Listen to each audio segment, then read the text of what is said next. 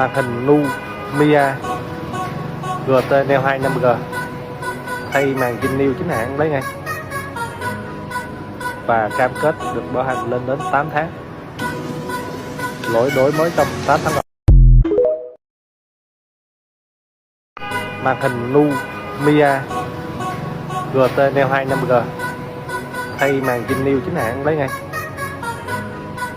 và cam kết được bảo hành lên đến 8 tháng. Lỗi đổi mới trong 8 tháng.